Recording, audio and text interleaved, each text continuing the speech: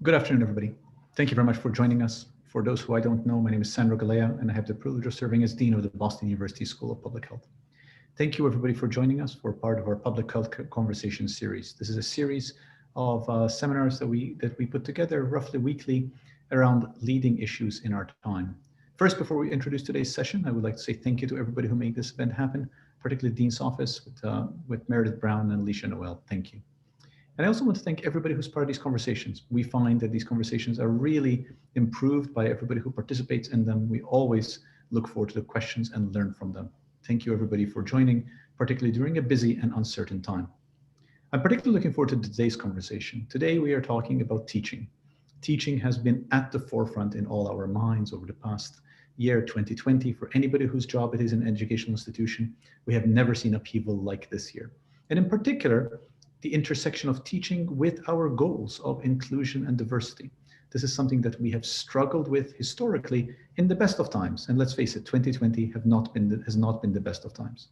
My hope always is that through such upheaval as we're having in the past year, innovation will emerge. My hope is that as we learn how to do things better, as we learn how to weigh risks, as we learn how to weigh benefits, as we collectively work harder, twice as hard than ever, to do the work that is core to our mission, teaching our students, preparing the next generation in difficult times, we'll learn how to do it better. And today we have an outstanding panel that is going to teach us what we should know about that. And perhaps I see today's panel as a bit of a halfway review, because I'm sure we'll be convening again a year from now and learning even more by then. And I'm really grateful to all the panelists for joining us. I'm going to turn over today's event to Dr. Laura Magana.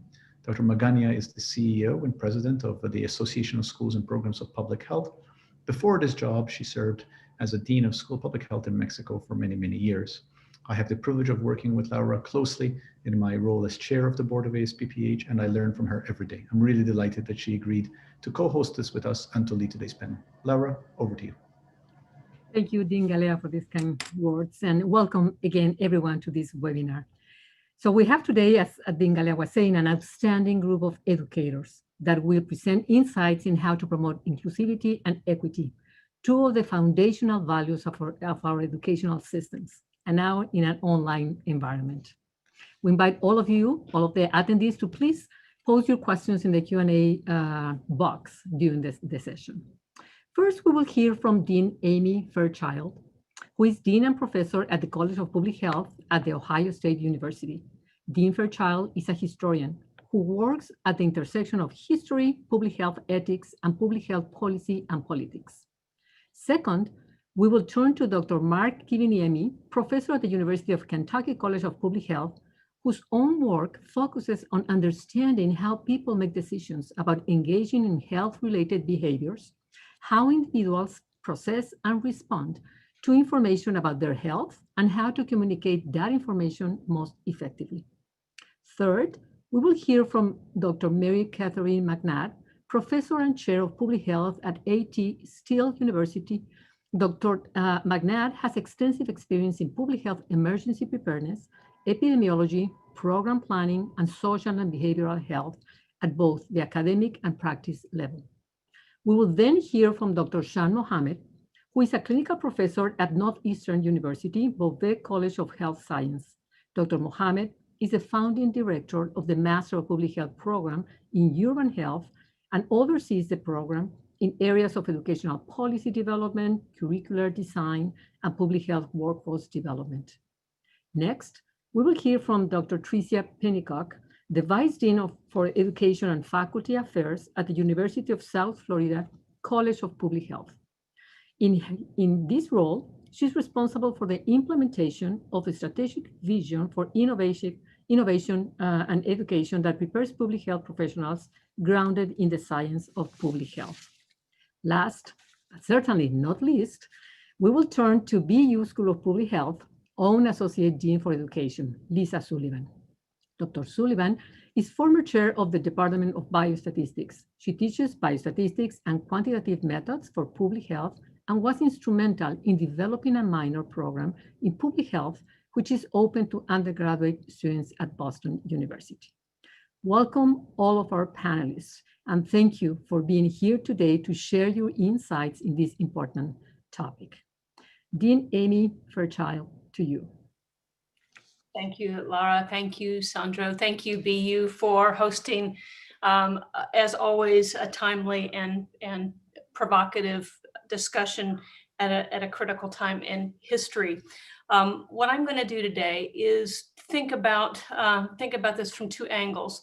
Think about it from the angle of getting in, and when we should think about getting into the digital space, and when we should think about not getting into the digital space. Particularly focused on issues of equity, but also think about what happens when we do get in. And I will be raising more questions than I give solutions, but that's the privilege of historians, since I have my field takes me to looking backwards often. So to me, one of the challenges that we all know about by now is that we need to expand access to digital platforms. We have all been in contexts where many of our students have not had the technology that they need to have in order to gain access to online education. They've not had the internet access, they've not had the computers, they've not had the laptops, they've not had the iPads. And we know from research that while mostly white and higher income families, the plans for their children's future remains largely intact in this context, but that for parents of color, for low-income families, the number of obstacles between their children and higher education has increased, and access to technology and internet access is one of those key factors. But internet access and technology access is not enough.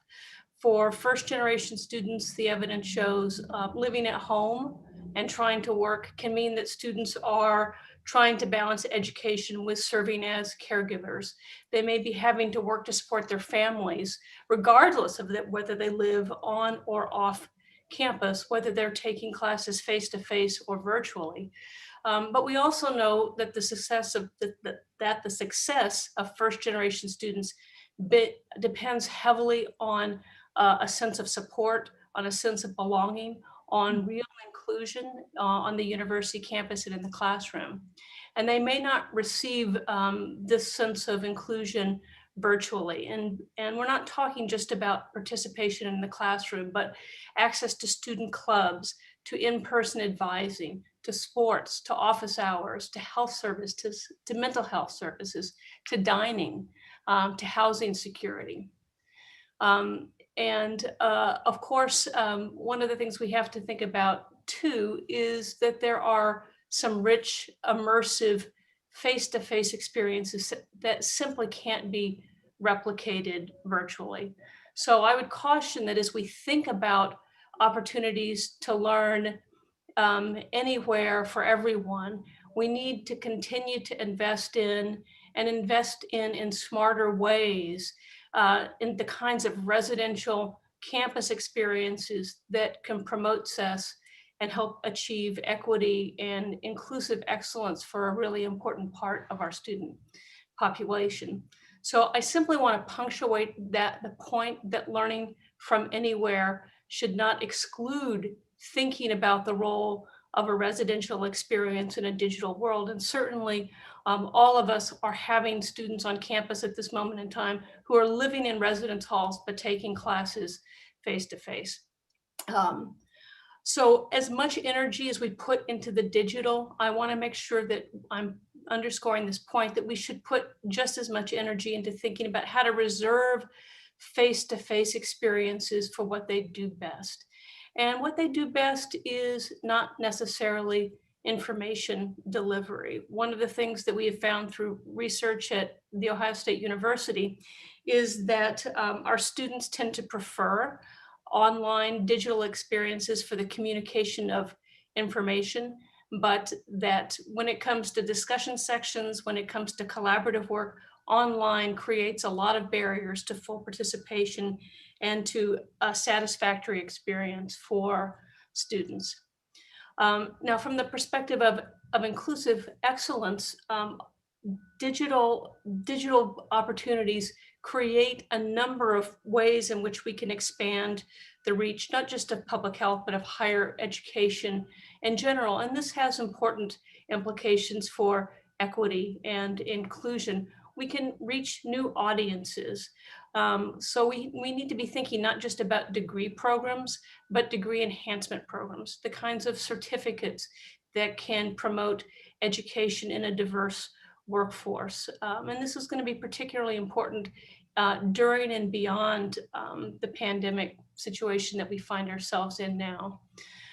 From the perspective of inclusive excellence too, we have an opportunity to think about space in entirely new ways. Most of us are coming together today, not from our offices, but from different kinds of spaces. And what we have an opportunity to ask now, and to ask it with an eye to thinking about inclusion and inclusive excellence, is what is the ideal teaching space? And this is a question that we have to ask, thinking not just about what counts as space in the digital world, but the face-to-face world too. We're all focused on, a lot of us are focused on full remote learning, but hybrid learning and high flex learning are powerful ways to take advantage of both. And by hybrid, I'm talking about, I'm making sure we're all using the same language, the ways in which we, one week can switch from virtual, the next week we can switch to face-to-face. And the way we use high flex on this campus is to mean that students can pick the ways they want to engage in the classroom on any given day. They can do it synchronously, they can do it asynchronously, they can do it face-to-face, they can do it virtually. So most of our spaces in institutions right now are set up for a very different model of communication. It's a model of one-way communication from the instructor out to students. It's centered on a single focal point of knowledge in the room, and it has enormous impact, I think, on the participation of all students in the conversation and empowerment in the classroom. And certainly we all have discussion spaces that can operate differently, but as I think some of us have learned, having some of those discussions in a fruitful manner online can be a challenge. So as we think about what's needed to ensure inclusion in the digital space, there are two key factors I would want to talk about just a little bit. And I know we don't have a lot of time as speakers, but from my perspective, there are things that we already knew. The first is faculty preparedness for teaching in the digital space. There's evidence that particularly for first-year students, but also for students in general, online courses have been negatively related to collaborative learning, to the quality of interaction, and to discussion with diverse others, both faculty members and peers. When online courses have improved access to education for non-traditional students, for underrepresented students, though another study found that collaborative learning and student-faculty interaction sharply fell for online learners. So these are some of the things that we need to keep in mind as we think about the potential and the limits of online space for equitable education. To wrap things up, on that front, online shuts down some things, it opens up other things. From my experience, it has felt harder to me to stay in difficult conversations about racism, about discrimination, about bias in virtual spaces. It's harder to read the room. It's easier for people to check out. And that's why I would end with the point that curriculum matters. And talking about curriculum has brought me together with a number of people on this call, Lara, Lisa, Sean, Mark, thinking about what the curriculum for the future of public health needs to be.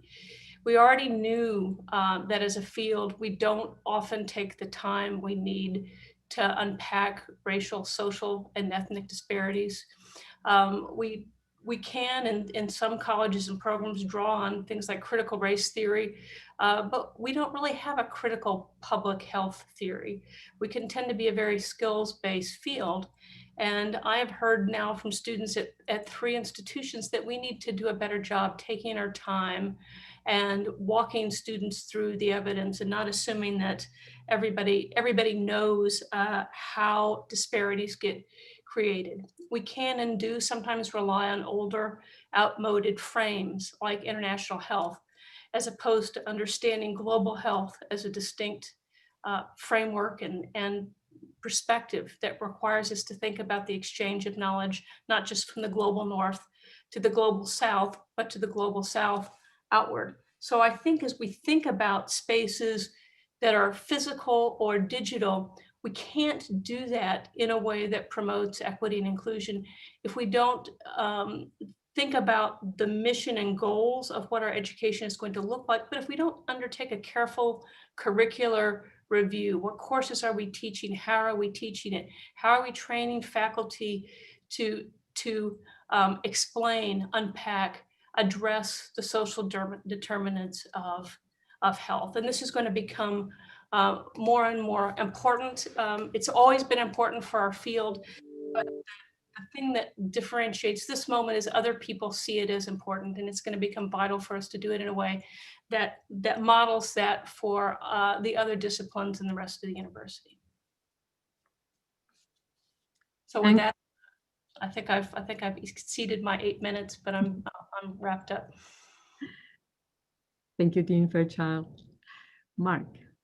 Yeah, thank you so much, Laura, and thank you to the Boston University School of Public Health for inviting me to be a part of this. Because of some technological glitches, which are part and parcel for digital education, Meredith is going to help me with slides. What I'd like to do with my opening remarks is talk a little bit about some dimensions of educational equity that I and my colleagues in the Department of Health, Behavior, and Society at the College of Public Health at the University of Kentucky have really come to appreciate through the course of the pandemic, more than I at least did beforehand. And I want to introduce you to those dimensions of equity by telling you a story about one of our students and her experiences during the pandemic. Other than changing her name, everything about this story is exactly like what happened. So Leah was one of our first year MPH students in health behavior in fall of 2019. In fall of 2019, when we were in person, she was a terrific, engaged student, involved in classes, had a real passion for public health, exactly the sort of student that we love to have in our MPH programs. Spring of 2020 came and it was exactly the same thing. She was taking a course from me and from several of my colleagues in spring of 2020, was very engaged. We at the University of Kentucky did what probably everybody else in the room did, which is on about 2 days' notice, went from being a 100% in-person MPH program to being a 100% online MPH program. And the first week of that continued the same pattern. Leah was in class, she was engaged, she was there, and then all of a sudden she was gone. And several of my faculty came and said, you know, we discussed student concerns quite a bit in those early days. And as we were discussing those, several faculty had the concern that suddenly she wasn't there. And so faculty reached out to her, our student services staff in the college reached out to her. And it took almost 2 weeks before we got kind of a very fuzzy, cell phone call from her that explained the situation. And here's what happened. And Meredith, if you would go to the next slide. So when the University of Kentucky shut down and went remote, Leah went from her dorm room on campus at the University of Kentucky back to her home in one of our Eastern Kentucky counties in rural Appalachia. Almost half of the state of Kentucky is part of the Appalachian region. I myself am a product of Appalachia, something that I have a real passion for. And we at the University of Kentucky have a number of students, from the area. The first week for Leah was great because the public library in her county had internet access. And so she stayed fine. But then the library closed because of the pandemic. And she went to her home, and tried to use her cell phone as a hotspot to get to class, and it didn't work. And so suddenly she was gone from our program because of those experiences. Now, once we finally connected with her, and again, it took 2 weeks and multiple reach outs from faculty and staff, we were able to take advantage of infrastructure that the University of Kentucky had put in place for the pandemic. We were able to connect her with an internet hotspot that the university provided to her. And in the 3rd week, once that was done, she was back and she was engaged and she was in class again. Now, one thing to take from that story is that I have the privilege of leading an amazing group of faculty who have gone so far above and beyond expectations in meeting the challenges of the pandemic that I can't say enough good things about, and that we have an amazing student services staff at the university. Both of those things are true. But the point that I want to make now is that there are some things that I think we are all doing to make distance education work for our students in the high pressure emergency response, get it done time that public health is so very good at, that may become impediments in the long term. And I think there's 3 dimensions to that equity that Leah's story really illustrates. And Meredith, if you would go to the next slide, please. The first of those relates very much to something that Amy talked about in her talk, and that's the idea of structural equity. So the real issue that came up for Leah is that she lacked access, right? She did not have internet access at home. And that's a combination of infrastructure in the Appalachian region, socioeconomic status, and so on. But the structural pieces necessary to engage in online learning simply weren't there for her. And in the time of COVID-19, part of the university's emergency response was to provide internet access for our students. But I don't think we can take that as a given as digital learning continues into the future. And in the same way that we all have become, if we weren't already, very aware of structural racism over the past months, we need to be aware of the structural equity components that affect our students' educational experiences. And as we're moving into the digital environment, make sure that that access to internet, access to a quiet place to study, access to the ability to contact other students and faculty and so on is there, and there for all of our students. So structural equity is one dimension that I think is critical for us as we take the lessons from the pandemic and move on in advancing digital learning. Meredith, if you would do the next slide. The second thing that I think is very true about Leah's story is that getting her connected with the resources that allowed her to continue her educational journey happened because a number of our faculty in health, behavior, and society reached out to her.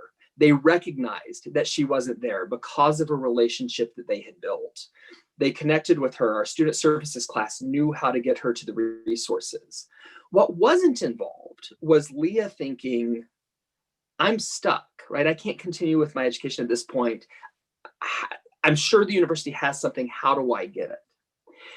And that's something that is very important for us to think about as we think about equity in the digital space. Meredith, if you would go to the next slide. And that's the issue of what I'll call navigational equity. We know that there are differences in students' both proactive willingness to reach out and ask for assistance, in students' knowledge of how the system works and what kind of assistance may be there. And then on the flip side, there are sometimes differences in the system's willingness to respond to those students in ways that our first generation students, our students of color, our students from low socioeconomic status do not have the same equity and resources in navigating our educational systems and our environments to access the services that are available to them. In Leah's case, and I think one of the things that works for us in the in-person environment is that we do build relationships with our students in the classroom. It happens pretty naturally in an in-person space. We see when they're not there and when they're not connected. And all of those things become harder and much more intentional when we move to the online space, into the digital environment. And so I think if we are going to have true educational equity in a digital space, if we are going to provide public health education for all, we need to think very carefully about how we deal with those issues of knowledge, feelings that it's appropriate to ability to in response to navigating the system across students from different backgrounds.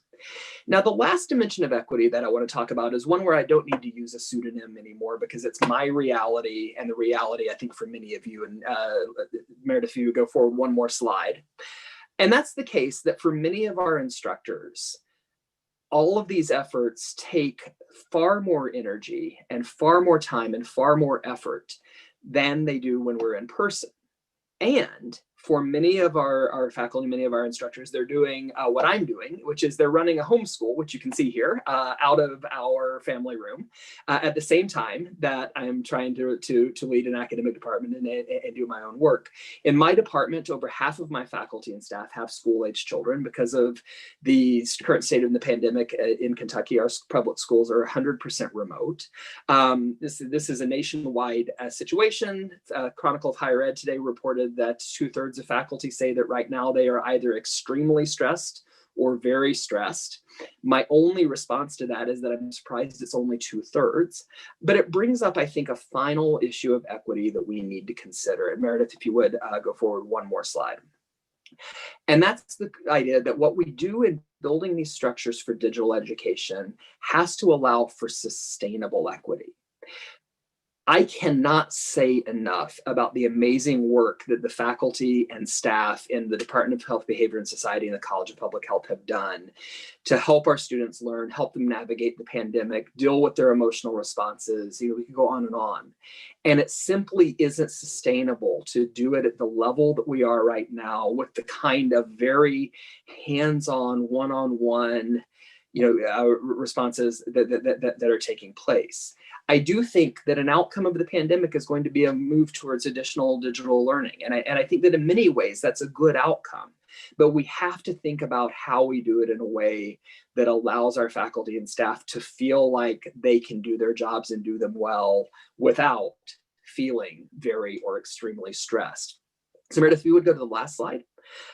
So in thinking about those issues of structural, navigational, and sustainable equity, hopefully what we can do as public health educators is create a world where all of our students are able to get on the path with us structurally and have the resources to do it, to stay on that path by navigating the systems that they need in place, and for us to be able to continue to have us all stay on that journey and do it together in a healthy and sustainable way.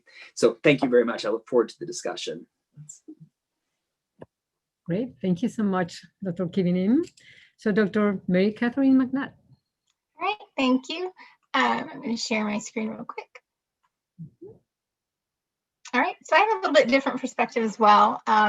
We come from a little bit of different background. We've been actually doing online learning quite a bit longer than some of the other programs.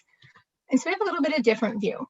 First of all, there's two main types of online learning: reactive teaching, which is what many of the schools had to do in March when we saw COVID come, and was pretty much reactive in response to COVID, turn around, switch teaching pretty as quickly as they could. And then there's careful planning and designing of online courses. What I'm going to talk about today is online courses from the planning and designing. We've been doing online teaching since 1999 in our program. From our perspective, online teaching, if it's done right and planned well, it can create an environment of educational equity more so than the brick and mortar typical style design. We have students all over that can do learning of any kind.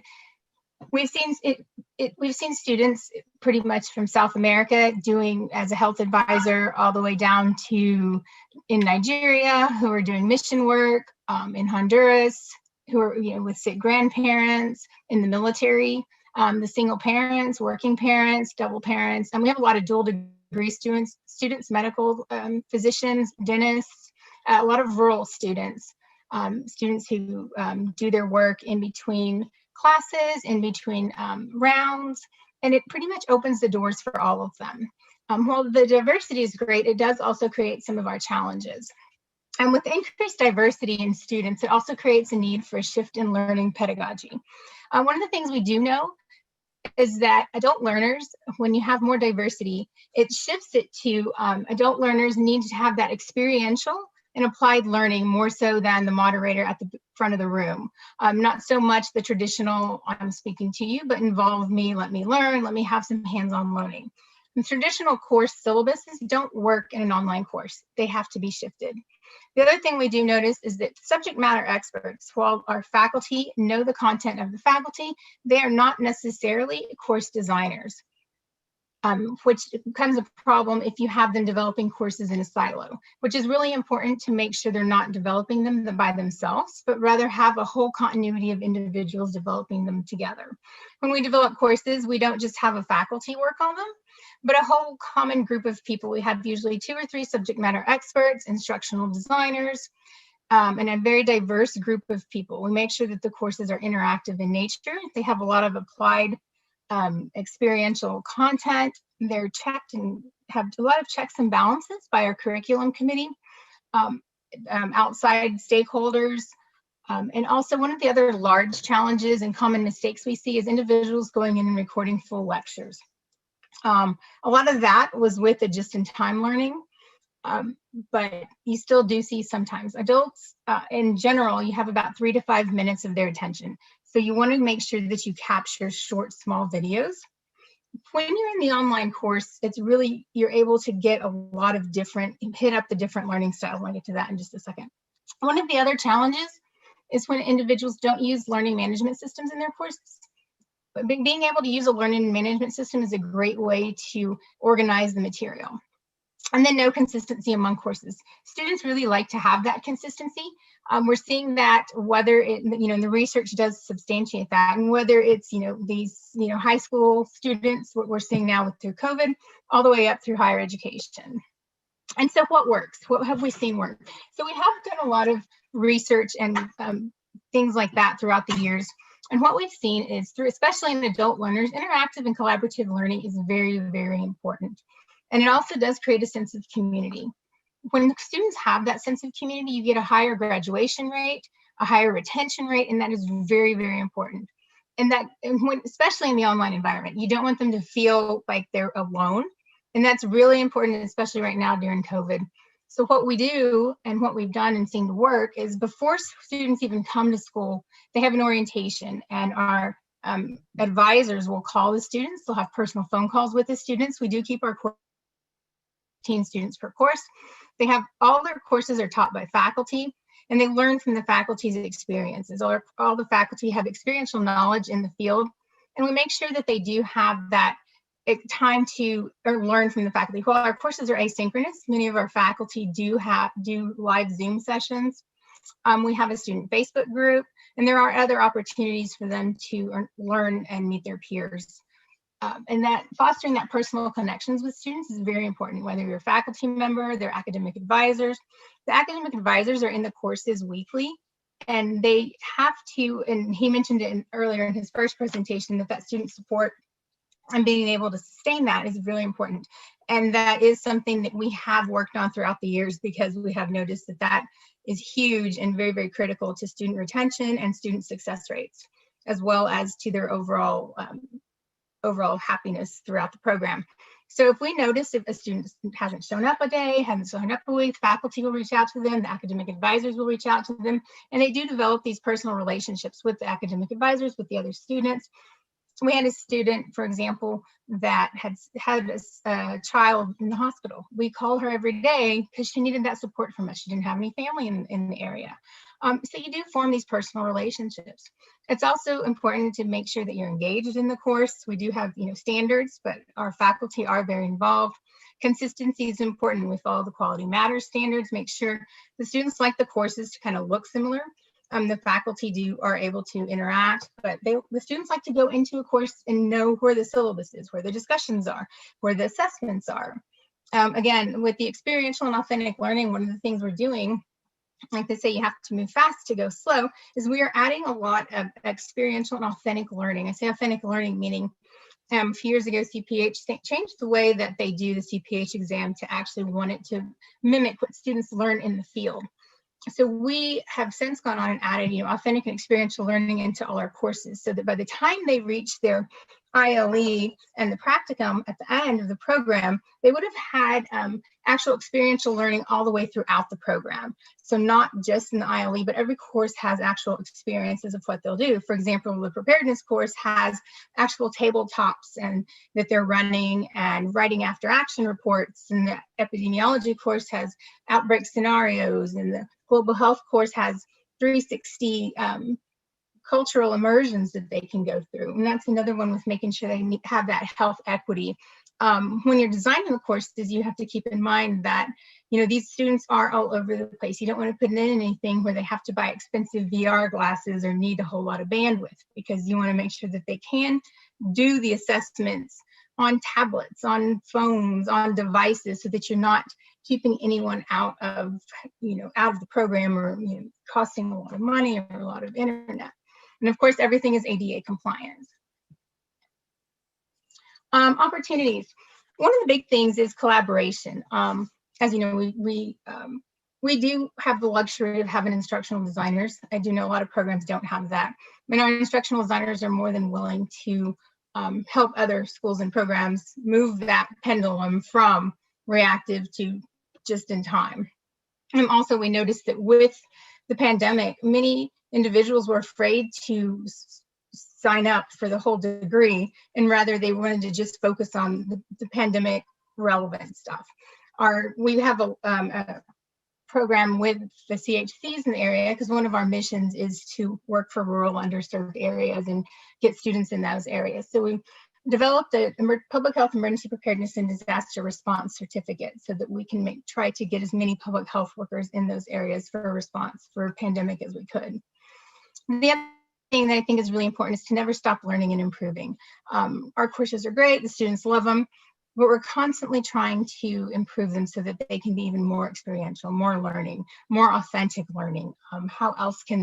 What else can we do to help the students feel part of the program, to, you know, have them feel engaged? And at the end of the day, we just want to remember our mission. You know, we're in this for public health and to help the communities, and what else can we do to keep improving that?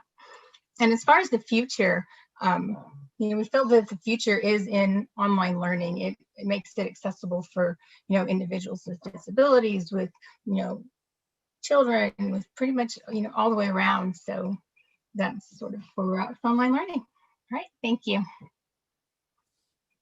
Thank you so much, Dr. McNabb.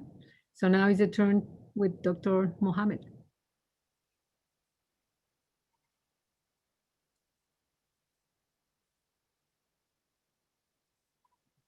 Great, thank you so much. So my comments today are really informed by a few experiences that have guided me in my thinking about what does inclusion mean when we think about the digital environment. So my background is as a family physician, and I learned a lot from working with patients, particularly adolescents, and working with them on substance misuse and risky sexual behavior, and this idea of when do people feel like they belong. Also, I'm currently serving and have served for the last 5 years at Northeastern as faculty in residence. So I'm actually here in a residence hall, which houses 1,000 students. And my role here is to help them find personal and professional fulfillment as they are pursuing lives of meaning and purpose. And that has helped me understand when students feel connected and when they don't. So the comments that I have are really about expanding inclusion to thinking about belonging. We know that students bring their complex lives into the classroom. There are some identities that they share. We know about intersectionality and the importance of, do they sense that I'm welcome in the classroom? Whoops. And let me back up, sorry for that. And do I belong in the classroom? The other component is, am I safe, right? And we know that that is not just in terms of with an instructor, but also with their peer group. Can I trust those in authority? And do you really care about me? Do you value my experiences, what I bring to this? And do I feel engaged? Am I committed to the learning that's going on here? How much do I want to be here? And then finally, do I belong? And so as we think about that lived experience for students, we can think about the unique challenges and opportunities that teaching in a digital or a hybrid environment might have on the student experience. So there are a lot of studies out about inclusive pedagogy, and there are wonderful checklists that I encourage folks to think about and to have a look at, because what we realize is that this time is demanding new skills, new competencies for us. Do we have the ability to reflect on our own biases? And do we understand our own complex paths that might interfere or actually help us work to create a more inclusive environment? What happens, you know, as Mark mentioned, when we're stressed and we're trying to deal with all of our life stuff? Can we be as generous and hospitable as possible? How do we foster an inclusive learning environment? Are we welcoming? And then, as Mary Catherine mentioned, how are we actually doing with implementing what we've designed in terms of clear course content? And do we allow for students to bring their whole selves to the classroom and demonstrate in a variety of different ways their learning, their knowledge, their competencies? And how is it that ultimately we're thinking about the diversity that we see when students come into the classroom and that's hidden beneath the surface? How is it that we access those previous experiences that students might have that can benefit the experience or influence it? And what I'm particularly struck by these days is thinking about trauma. So I like Sampson's definition of trauma, and that it's really from the perspective of the individual. It's not what I hear happened or what you tell me, but it's what is the reaction and the reality for our students. And so this can be physical, it can be emotional harm, but ultimately these experiences are influencing their ability in terms of their well-being. And this goes on for our faculty as well. And so in addition to inclusive teaching, there's probably a lot that we can gain from taking a perspective of how do we teach best to those who have been traumatized. And I think certainly in our political environment these days, as well as with COVID, there's also the threat of ongoing traumas that potentially need to be addressed. And so then the competencies look similar to inclusive teaching, but they also might be a little bit different in terms of having a trusting presence, having transparency and predictability, the importance of no surprises for students, having an opportunity for them to cultivate strong relationships with their peers in meaningful ways that convey this sense of belonging. And so in the online environment, how does that happen? Through chats, through discussion boards, through assignments, through group work, etc. How can we collaborate more effectively? Additionally, how do we empower them?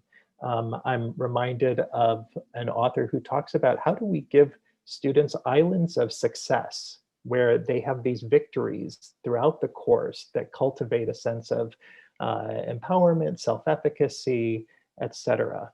And at the same time, how do we acknowledge the variety of cultural and historical issues that might be at play as relates to the course content and just within the context of our institutions, our cities, our towns, our geographic locations? And ultimately leading students to see why this is important, why they should care about this, why it relates to their personal and professional sense of meaning and purpose. And so the last component that I want to really bring home is that this is an unprecedented time for all of us. We're trying to figure out what has worked in the past, what can I learn from others, and as I'm trying to do something new, is it working or not? And so the scholarship of teaching and learning is critical at this time in terms of helping all of us advance in the digital domain. So I like the fact that it's about challenging us and invigorating us to take on these questions and these challenges. And through the sharing of our experiences, we're able to build a community of educators together. We don't have to sweat alone, and we can get inspired and we can gain support from others through this inquiry process that says, how am I teaching and how are my students learning, right? So the goal is that we take the time to look deeply at what we're doing. And I think when we talk about bringing the lens of the scholarship of teaching and learning to this area of inclusivity, belonging, there are a lot of different places where there are unanswered questions. And we can think about what is it that we're doing in terms of training each other? What methods work well for getting these competencies that we've mentioned for our faculty, but also for our staff and our students? This goes to Dean Fairchild's point in the very beginning about learning happens everywhere all the time, right? So the context in which students are living their lives, even when they're completely digital, can have an impact on how they have a sense of belonging. So how do we train everybody up? What are the new skills that are needed? Going to Mary Catherine's point, this idea of how do we actually design in a new environment? I've taught online courses and I've taught in classroom, and now I'm teaching hybrid where I'm in a classroom with a small percentage of students with video cameras and microphones, but I have to wear a mask. And so then I'm thinking, well, how am I connecting with students, right? So I'm living these questions myself at this point, but how do we change what we do, whether it's synchronous or asynchronous, to address these goals of inclusion? And then finally, this idea that all of what we do happens in a context. So what are our, whatever level we're at, if we're at middle school, high school, college, graduate, et cetera, what are those program, department, and institutional factors that can help support us in better inclusive teaching? So whether that's things that can incentivize us to do that inquiry and to engage in the scholarship of teaching and learning, what is it that gets valued in terms of our promotion and our tenure? How do we need to rethink our teaching evaluations? And is what I'm doing actually having the impacts that I want? And then finally, this idea of institutional climate and culture. We know that this has changed dramatically over time. We're under stress currently in terms of a variety of factors. And so the goal is that if we can collectively maybe do a little more of the scholarship of teaching and learning process, saying, let me go up to the balcony, take a look at where I'm at. Let me think about what are the critical questions that I'm struggling to figure out. And then is there an approach that I can take to look at the literature? And one of the pieces that I'll just close with is that this is not all out there. The answers aren't there necessarily. And so we have to look to promising practices. We have to look to new ways of collecting data. And maybe it's not going to be the perfect study that can get published, but it's going to be information that can collectively help us all do our job a little bit better in this challenging time. So with that, I will wrap up and I look forward to questions afterwards. Thank you so much, Dr. Mohammed. Vice Dean Pennycock, to you. Hello, everybody. Thank you so much, Dean Galea, Dr. Sullivan, and Dr. Magaña for this invitation. It's really a privilege to be with you today to talk about this very important issue, something that we should have been thinking about for a while, and that should not have taken us by surprise. Some schools and programs have had the experience of teaching in the online medium for a while. Others had to quickly do a transformation in the way they taught and learned in March, but I think that we have all learned so much in these months. And I think this is a very good opportunity to kind of take a step back and think about what this means for in the future. As Dean Galea said at the beginning, if we do not take this opportunity to really transform education, especially education in public health, we will be missing a wonderful chance to really get to look at things the way they can be, because there is nothing that forces us to reconsider what we're doing and to actually change what we're doing as facing situations like the ones we're facing now. And in the minutes that I have, I would like to take this time to invite you to take a look at teaching and learning from anywhere for everyone, from the perspective of how we strategically plan public health education. So as we know, it cannot only be about who we teach or who teaches or what we teach, where we teach it, how we teach it, but it has to be ideally all of these factors together.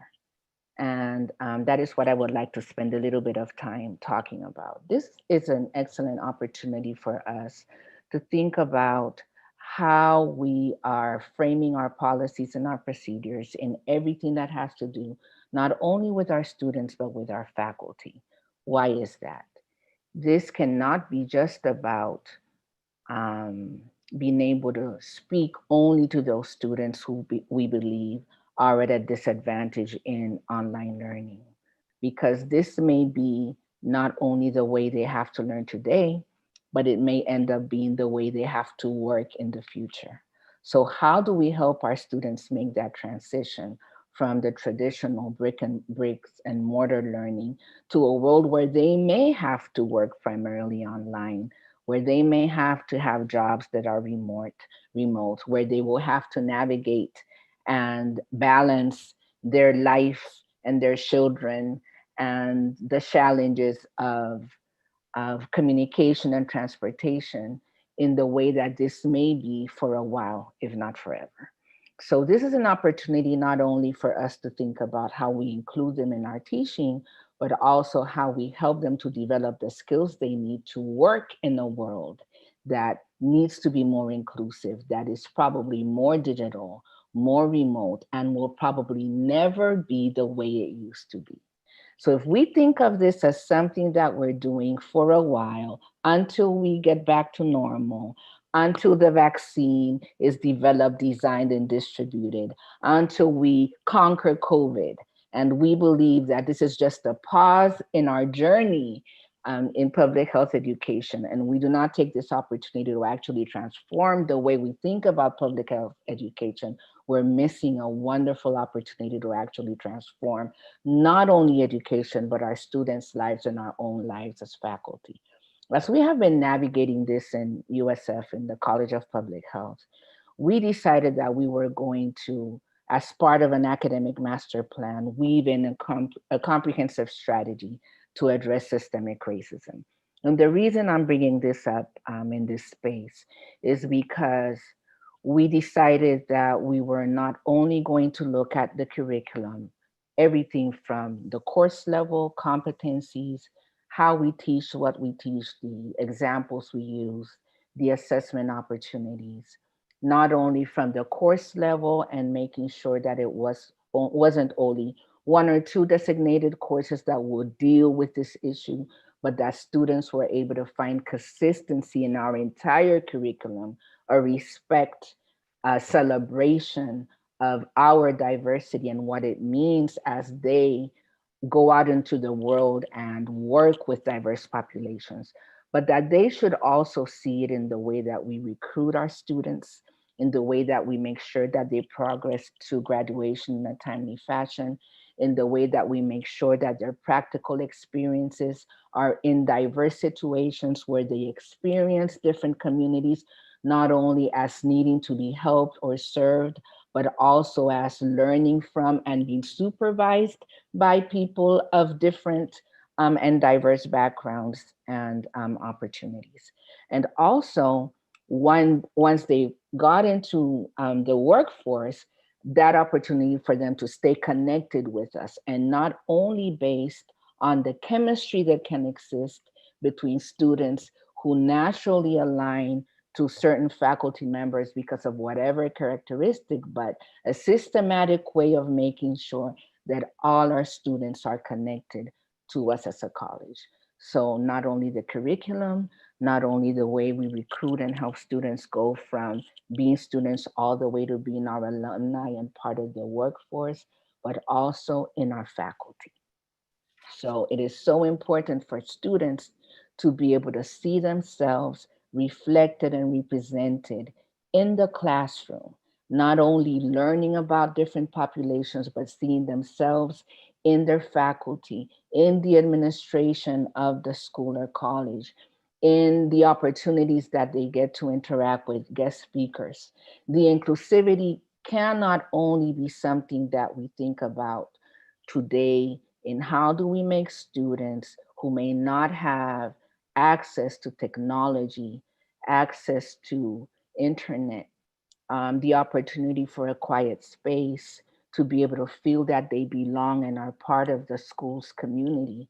But it also needs to include their understanding of how we in public health value the worth that we see in making sure that everybody not only is heard, but also listens.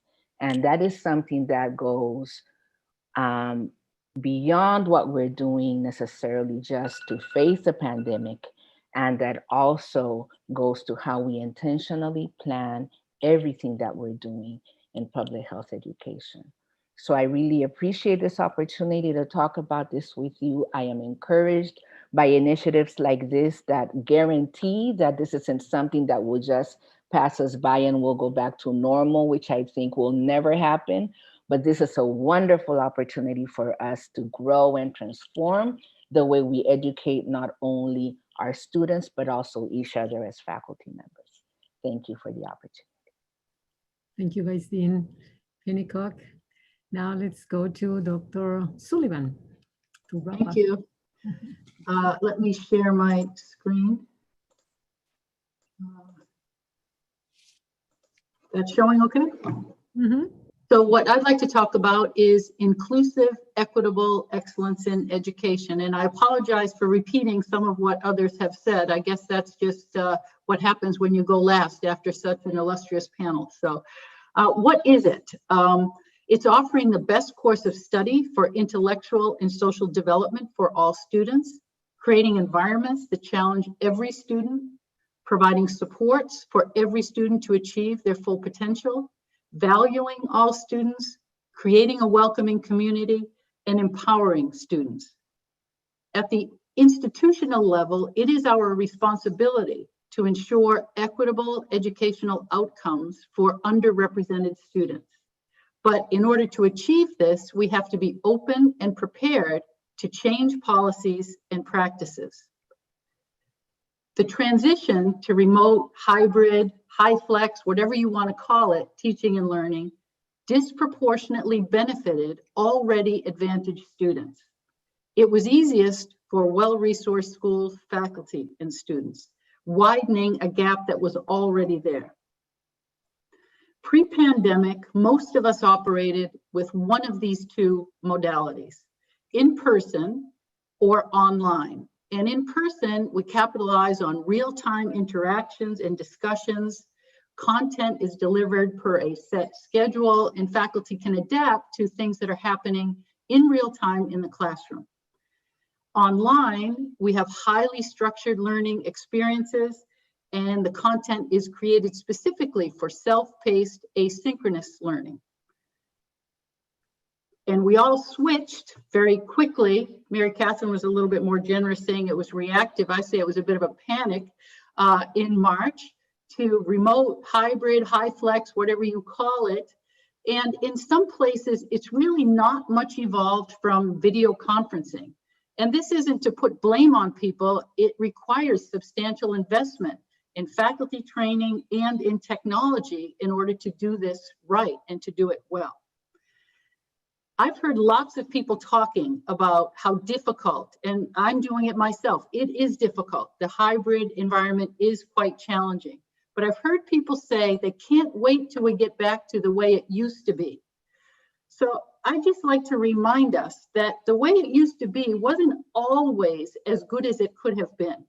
So these are pictures not of students in our classrooms today. These are students who were in our classrooms pre-pandemic, checked out, bored, checking something else. So this isn't, all these issues that we're struggling with in the remote hybrid environment aren't entirely new.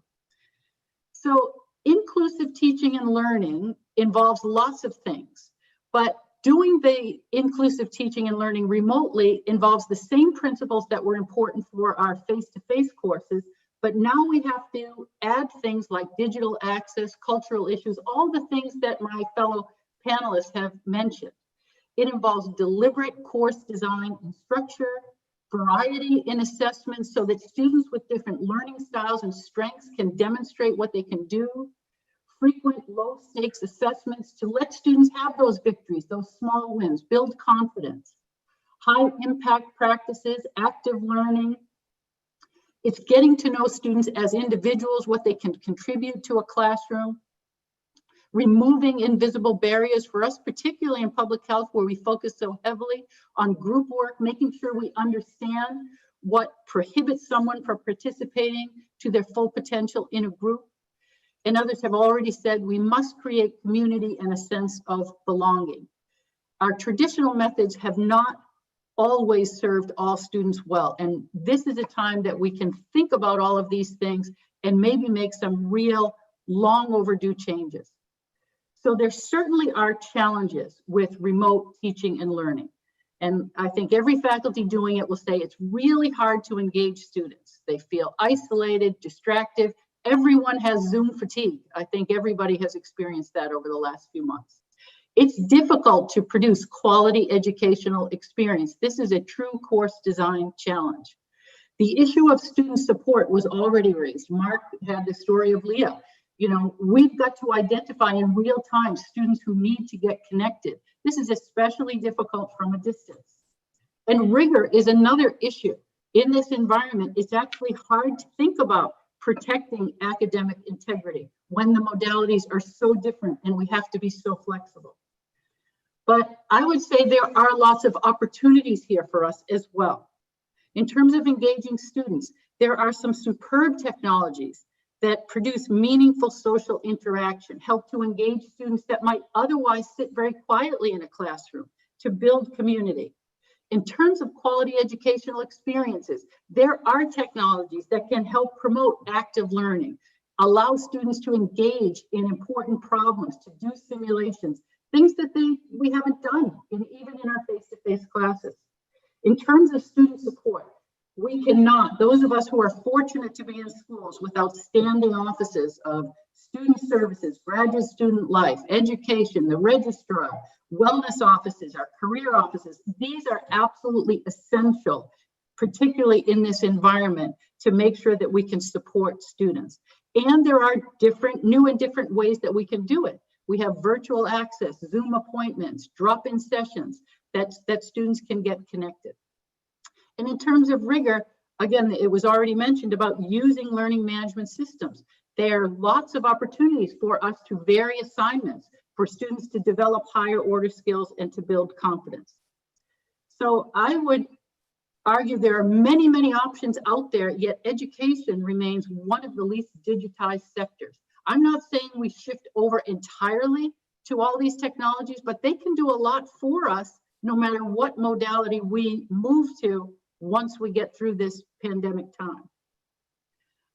So I hope that some of the things that we're learning and will continue to learn as part of remote, hybrid, high flex teaching and learning will be part of a permanent restructuring.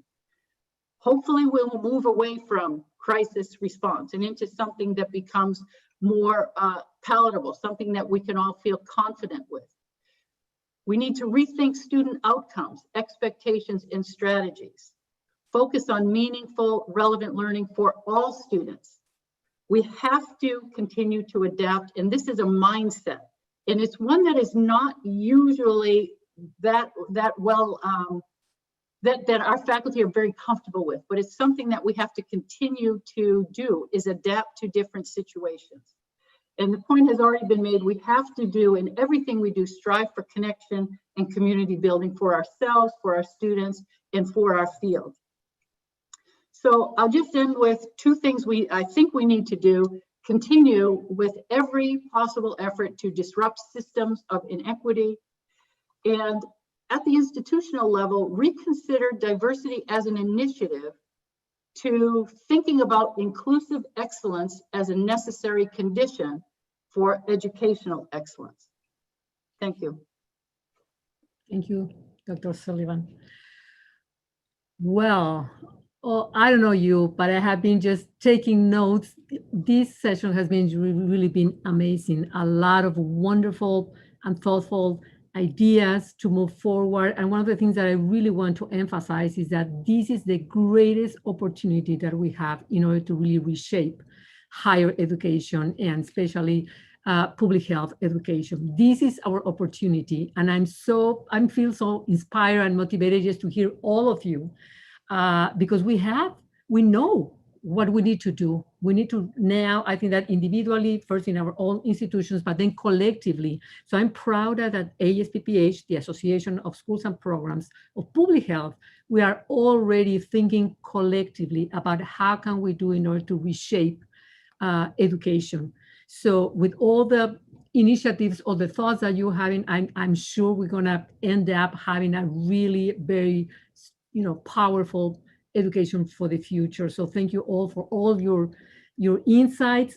We were hoping to have a little bit of conversation among ourselves before going to the Q&A, but it's just like so rich that I really, I'm thanking all of you, and I think that we have a lot of information, we have a lot of areas that we're gonna continue this discussion in our own institutions, but of course in ASPPH too. But I would like to go to some of the questions because we have some questions, we have not much time. So I'm gonna pick some of the questions, and then for the ones that we maybe not have the time to reach all of them, we're certainly gonna continue maybe answering the questions offline.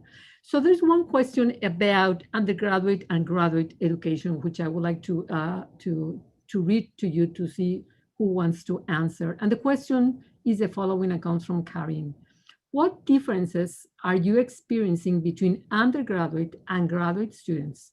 Not only are there academic differences among students, there seem to be skills and characteristics that are necessary for success in the digital environment. So who wants to answer to that question and to reflect on that?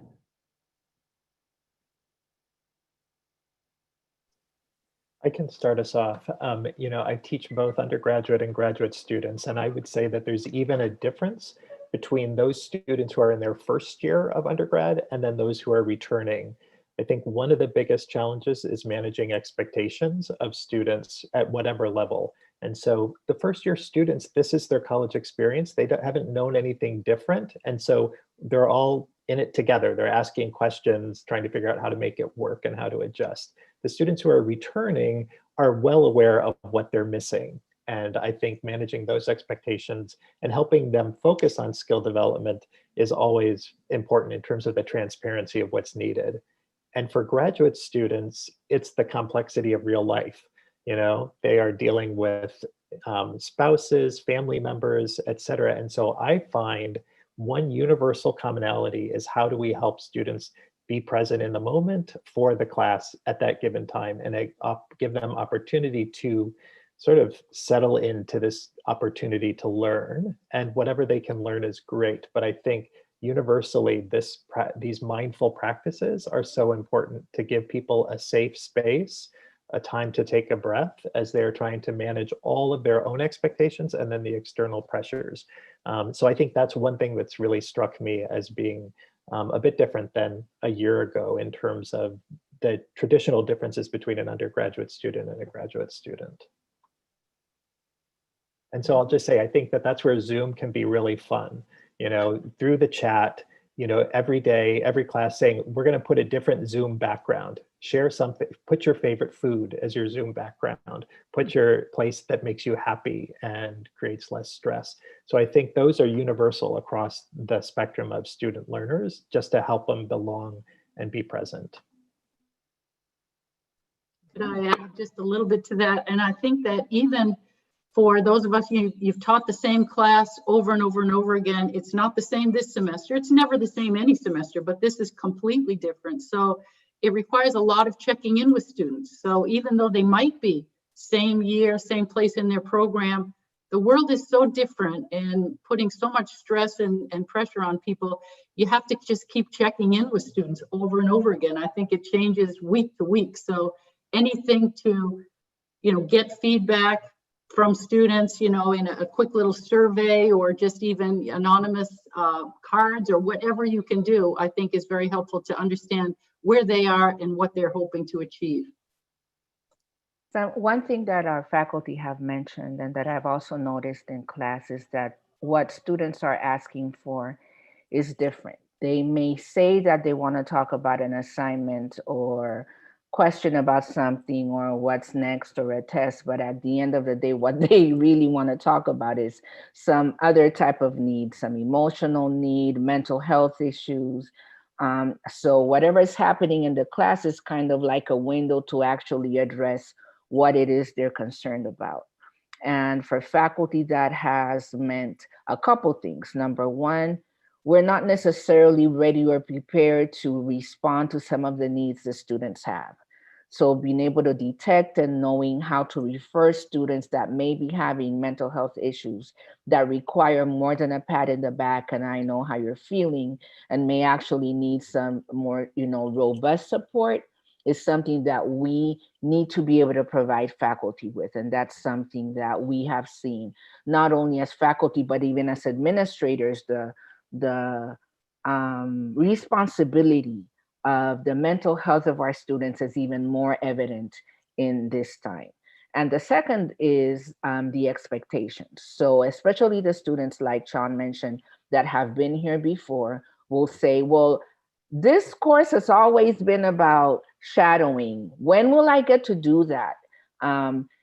Tell me about what it's going to look like in the spring. Even students who haven't ever taken the course but are looking in the future want to know what's going to happen, like if we could read crystal balls.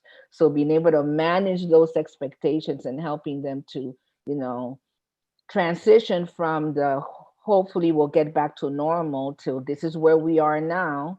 And you need to think about your education in this space and in this time. And what you can still learn and gain is also something that we can help our faculty be able to talk to students about. Kind of along the lines of what she said, how a lot of the students are needing a lot more emotional support. Our students have had a lot of extra needs this past year as well. And one of the things we've heard a lot of our students say is one of their only consistencies has been school and has been their faculty. And I think for those reasons, it's been so important that they know, the course expectations, they know the faculty is going to be there, they know what the assessments are going to be. And having that, as well as the extra engagement with the faculty, our faculty have been having a lot of Zooms with the students in groups, individually, at all hours. And the students have really liked that, but that's given them a lot of extra support. And they have said, school's been our only constant. And having had that comfort has really kind of helped them through the term. And I know we're not at that question, but someone asked why an LMS was so important, because that was their constant. School was their constant. It was sort of their teddy bear. And that helps them. That has helped them. And so that was sort of an answer to two questions at once. And I think one thing I would add in terms of the undergraduates versus graduates, but I think something we need to think about more broadly is going back to what we know about high impact practices for undergraduate education and how we need to modify those for a digital context. So we know, for example, a robust first year experience, right, makes a difference. And the reason that makes a difference is in large part because that's where our students who are just coming into the door learn the skills, coming to class, note taking, how to use the library, how to avoid academic dishonesty, right? All those sorts of things. We also know that one-on-one relationships with faculty members matter, right? And so I think, one of the things we have to think about for all of our students in the move to digital is how do we create the digital versions of those high impact experiences.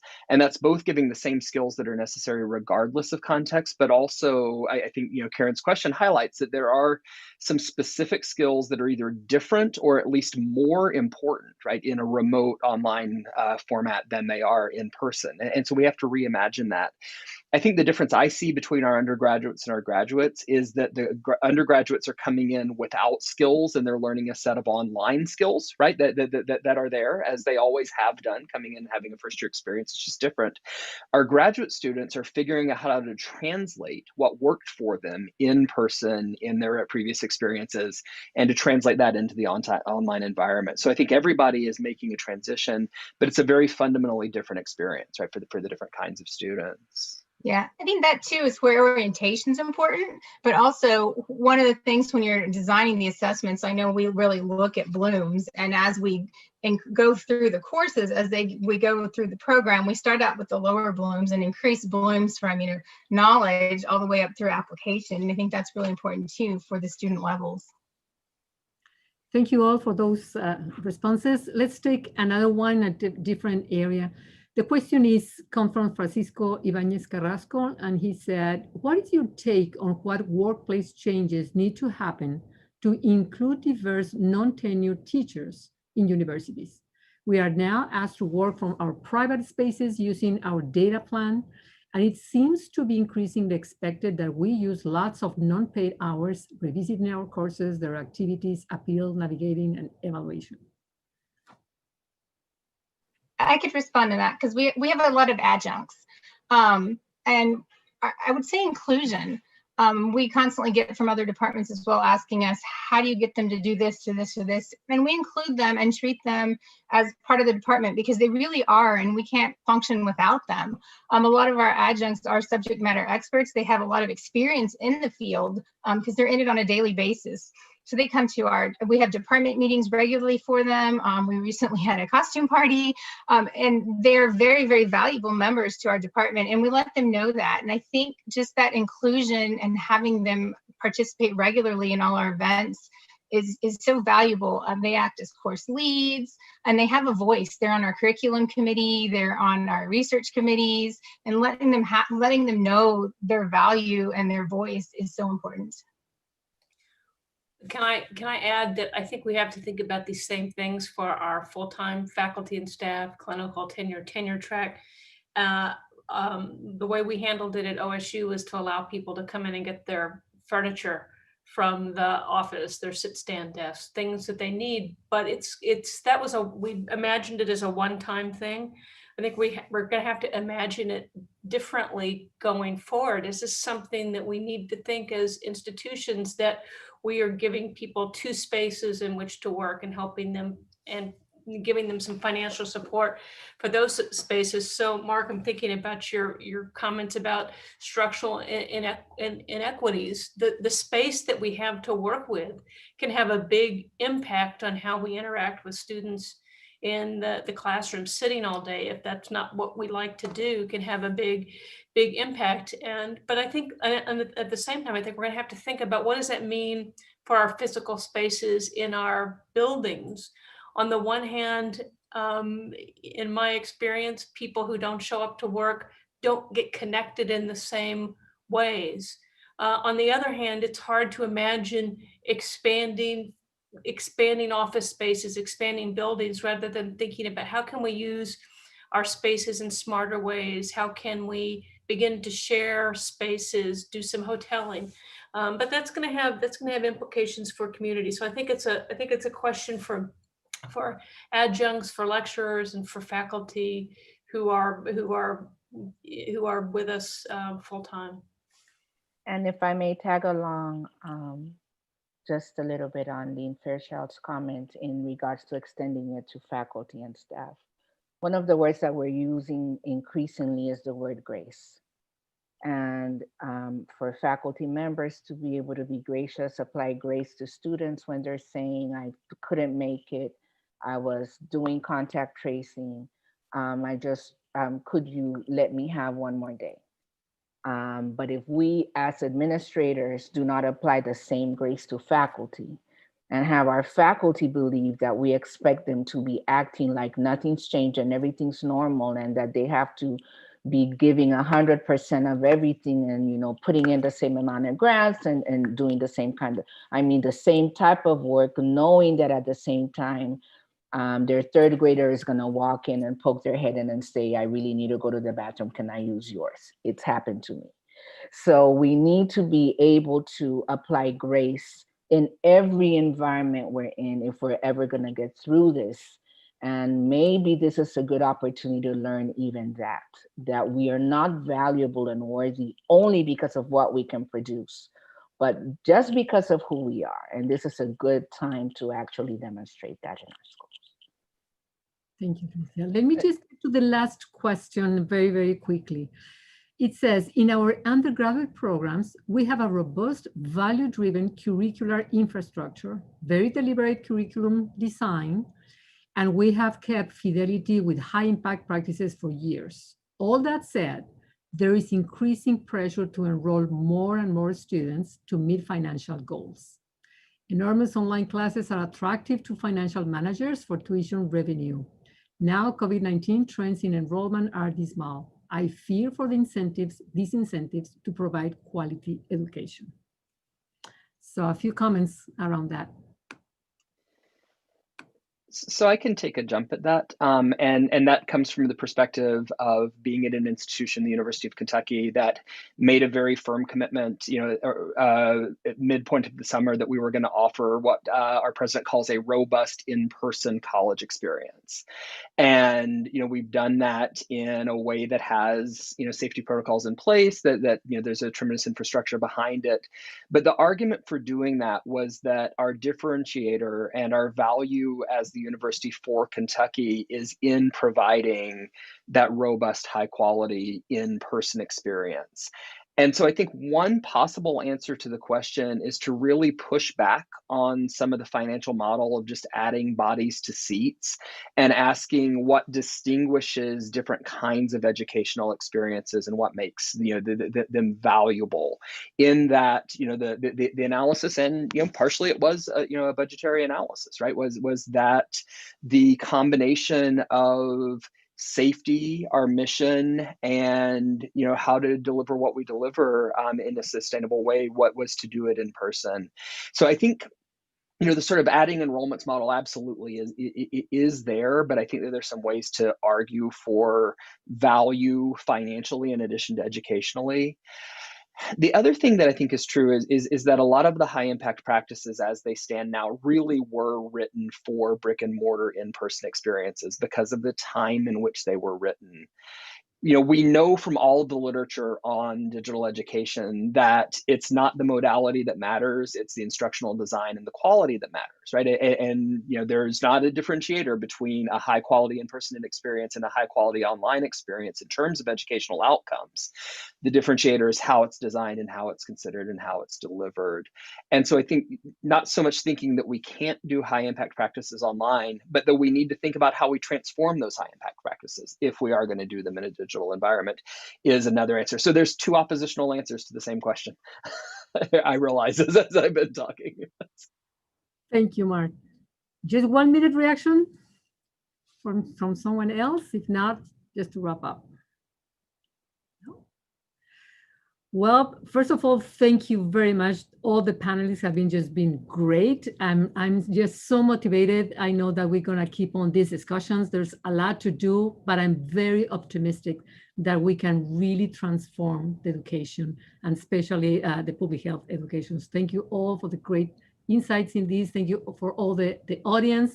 Sorry that we couldn't answer all the questions because every single one of them have one or more time just to discuss. But thank you all for being here. And now I want to pass it to Dean Galea to wrap up. Thank you, Dean. Well, first of all, thank you, Dr. Magaña, and thank you to all the speakers and all the panelists. I learned from you as I do every single time I listen to.